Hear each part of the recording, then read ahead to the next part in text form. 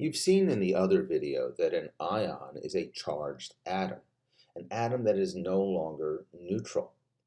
These atoms have sacrificed their neutrality in exchange for something more valuable, that being a complete or satisfied octet. But once you have those ions, you could certainly do things like write their electron configuration or their orbital diagram. So I want to look at a couple of those problems with you. So looking at problem 29, I want to identify 29A. Now this is a neutral atom.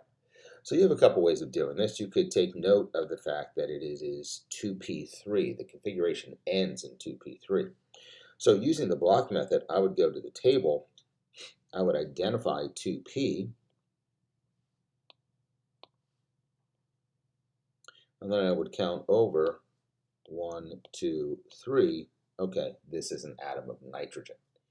Now the other way, sort of the lower tech way, would be to look at the electron configuration.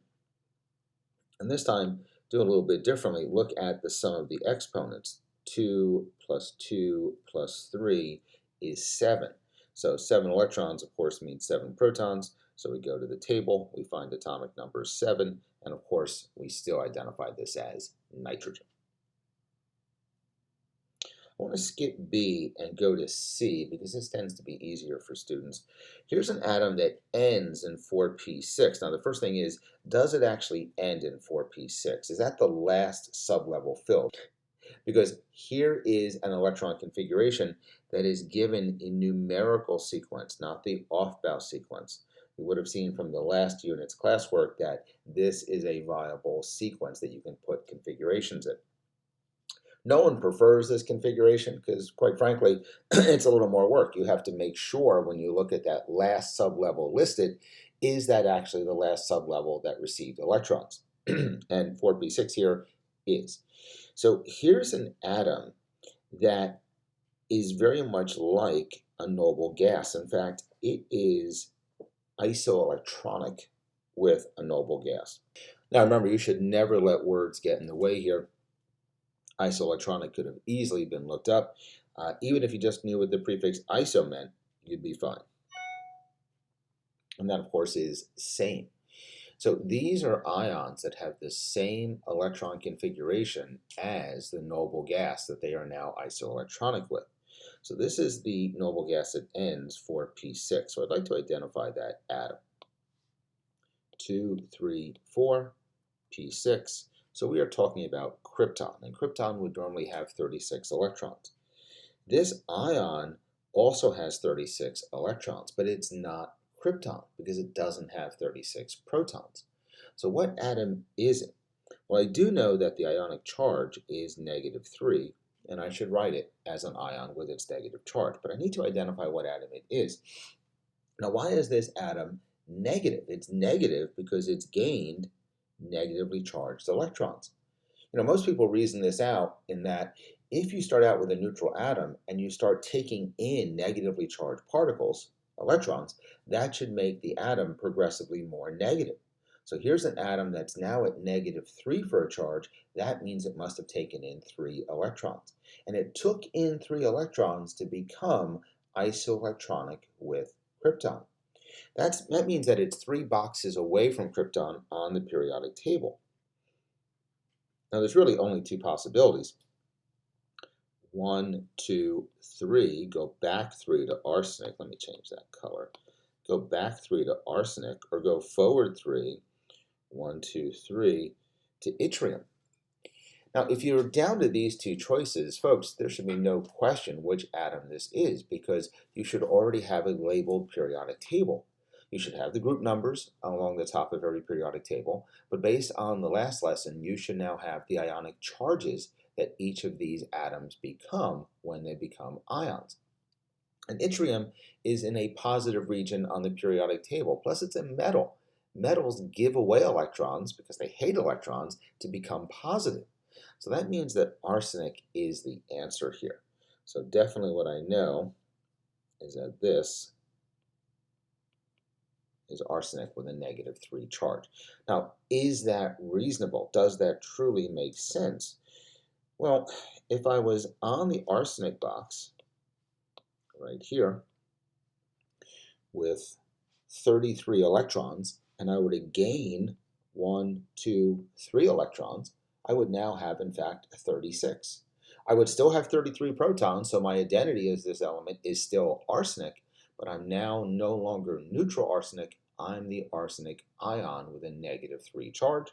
And what you see in 29C is the electron configuration of that ion. So that's a negative ion. So now let's look at a positive ion, 29B. This ends in 3p6. So we're dealing with an ion that is isoelectronic to p3p6. Oh, sorry. We're dealing with an ion that's isoelectronic with argon. It has almost the same number of protons, but it's off by 2. So it's either sulfur with 2 less protons, or it's calcium with 2 more. So let's just think about this. We started out with an atom that maybe had 20 protons and 20 electrons. That would be calcium. And if it were the sulfur, we're talking about something that had 16 protons and 16 electrons. But this atom has become a positive ion. That means that it has more protons than electrons. It has 2 more positive charges than negative charges.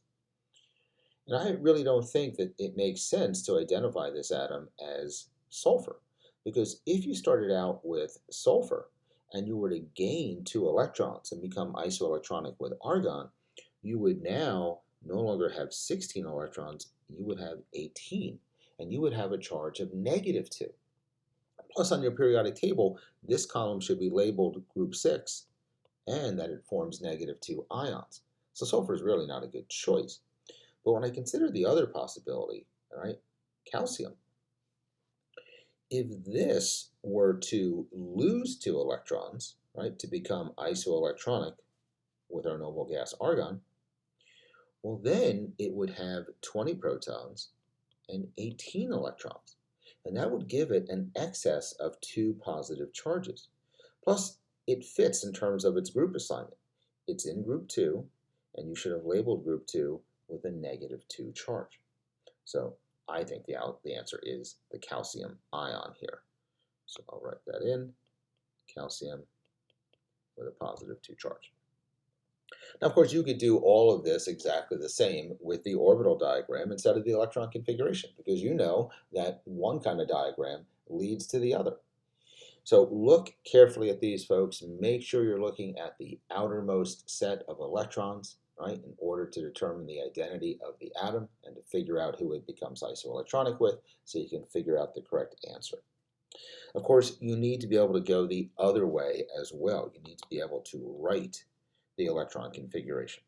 So I'll just do one of these, 30A, for example. 30A is the aluminum ion. So I know that this atom is isoelectronic with a noble gas. So aluminum as a +3. So this means that aluminum is going to lose 3 electrons.